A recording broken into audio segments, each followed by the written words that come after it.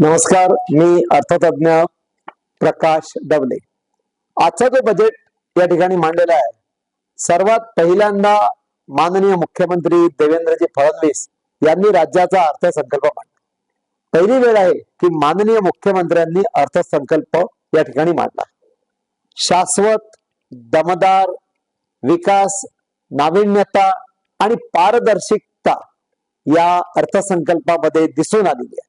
आणि अर्थातच खूप छान अर्थसंकल्प महाराष्ट्र राज्याला यावर्षी पहिल्यांदा मिळाला आहे। या अर्थसंकल्पाचं वैशिष्ट्य असं, सर्वात महत्वाचं म्हणजे जे संपूर्ण राज्याचे शेतकरी डोळे लावून वाट बघत होते की कर्जमाफी होणार की नाही, तर राज्याच्या मुख्यमंत्र्यांनी 2 लाख पर्यंत सरसकट कर्जमाफी केली आणि नियमित हप्ता भरणाऱ्यांना 50,000 अतिरिक्त अनुदान दिले।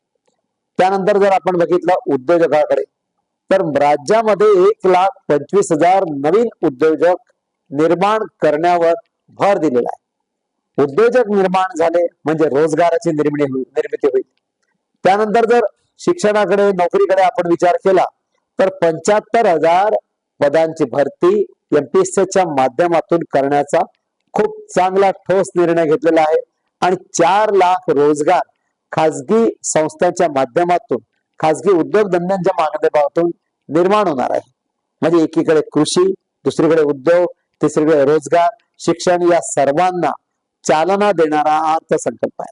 लाडकी बहिणी योजना सुरूच राहणार आहे आणि सार्वजनिक गुंतवणुकी सोबतच खासगी गुंतवणुकीला सुद्धा प्राधान्य या अर्थसंकल्पामध्ये दिलेलं आहे। आणि विदर्भाचा विचार केला तर या ठिकाणी महाराष्ट्र आरोग्य संस्था ही नागपूरला स्थापन होत आहे। त्यामुळे इथल्या विकासाला सुद्धा चालना मिळणार आहे।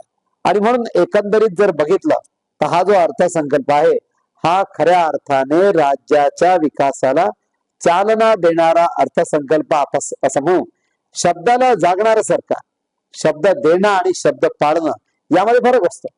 यावेळी सरकारने शब्द दिला, शब्दाला जागणारं सरकार आहे।